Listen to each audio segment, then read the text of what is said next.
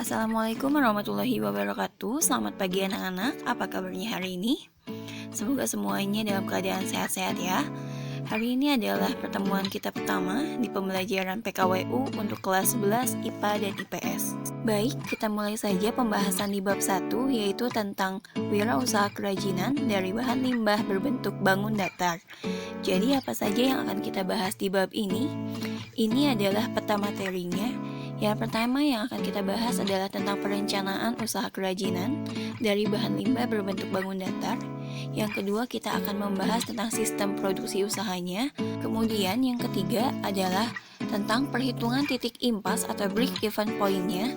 Yang keempat, kita akan membahas strategi promosi produk hasil usaha kerajinannya. Dan terakhir, kita akan mempelajari bagaimana untuk membuat laporan kegiatan usaha. Dan ini adalah tujuan pembelajaran kita di bab 1. Jadi setelah kita selesai mempelajari bab ini, kalian diharapkan mampu untuk membuat perencanaan usaha kerajinan dari bahan limbah berbentuk bangun datar. Kemudian, kalian juga mampu untuk mengapresiasi keanekaragaman karya kerajinan dari bahan limbah berbentuk bangun datar dan pengemasannya di wilayah setempat.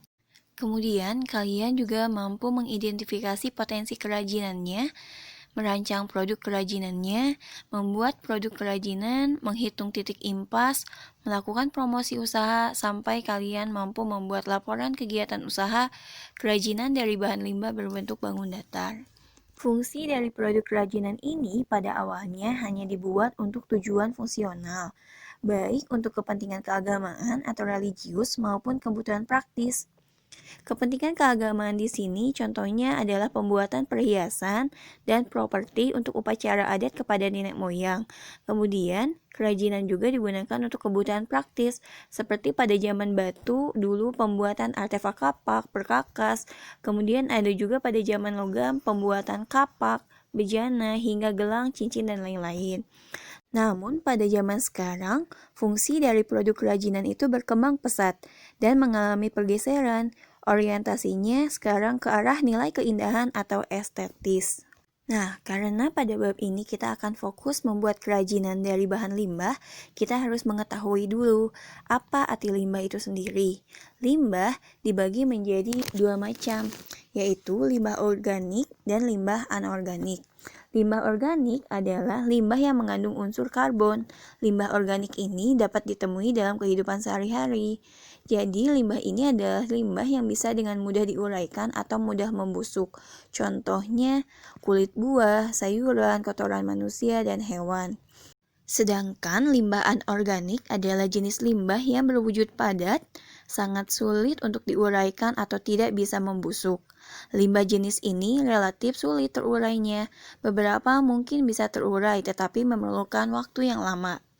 Contohnya adalah limbah yang berasal dari sumber daya alam pertambangan seperti minyak bumi, batu bara, besi, timah, dan nikel. Limbah anorganik ini umumnya berasal dari kegiatan industri, pertambangan, dan domestik, seperti sampah rumah tangga, kaleng bekas, botol, plastik, karet sintetis, potongan atau pelat dari logam, dan berbagai jenis batu-batuan, ataupun gelas. Limbah anorganik ini dapat didaur ulang, contohnya sampah plastik, logam, kaca, plastik, dan kaleng. Lalu, apa yang dimaksud dengan limbah bangun datar?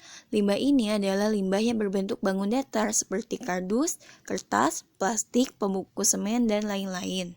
Dan ini adalah beberapa contoh gambar hasil kerajinan yang dibuat dari limbah berbentuk bangun datar. Baik, kita akan mulai ke pembahasan yang pertama tentang perencanaan usaha kerajinan dari bahan limbah berbentuk bangun datar. Aspek-aspek penting apa saja yang harus kita miliki untuk merencanakan sebuah usaha kerajinan? Yang pertama adalah ide dan peluang usaha kerajinan dari bahan limbah berbentuk bangun datar.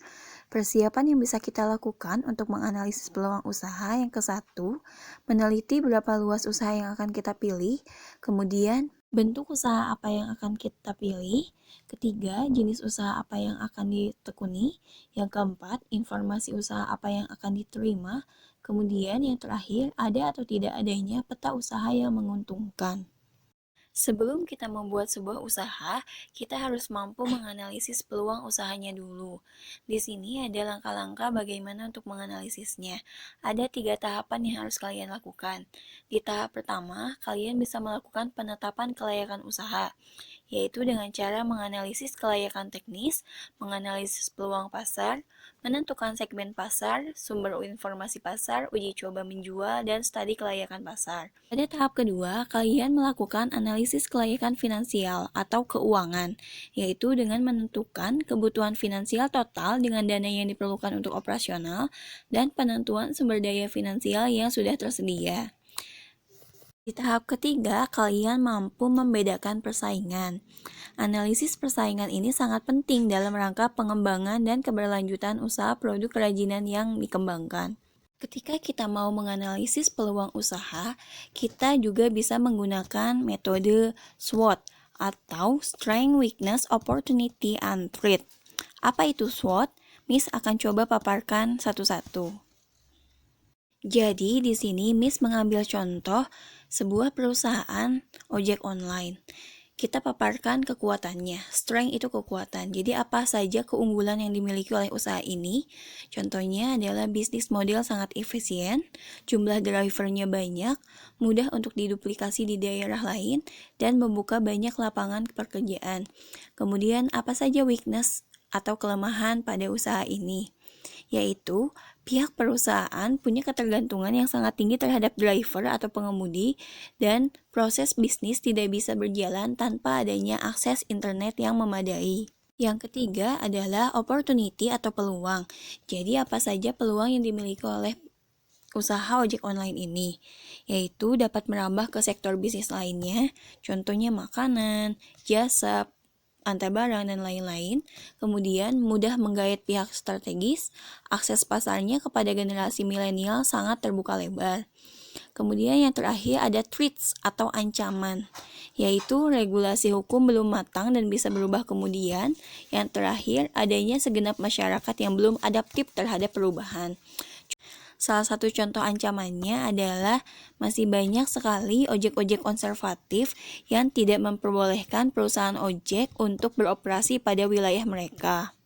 Materinya dicukupkan sekian. Ini adalah tugas kalian untuk seminggu ke depan. Yang pertama, catatlah semua materi yang kita bahas hari ini di buku masing-masing. Ini wajib ya. Dan kedua, setelah kalian mencatat semuanya secara lengkap, kalian fotokan hasil catatan kalian lalu kirimkan ke WhatsApp Miss. Yang ketiga, kalian tulislah masing-masing 5 contoh dari limbah organik dan anorganik yang belum Miss sebutkan. Dan yang terakhir, kalian coba lakukanlah analisis menggunakan metode SWOT yang tadi pada produk kerajinan berbahan dasar limbah berbentuk bangun datar yang Miss kasih contohnya. Kalian coba analisis peluang usaha dari produk kerajinan limbah ini ya. Apa saja strength, weakness, opportunity, dan threat-nya. Dicukupkan sekian. Thank you for watching. Keep healthy and keep focused. Thank you very much. See you soon. Wassalamualaikum warahmatullahi wabarakatuh.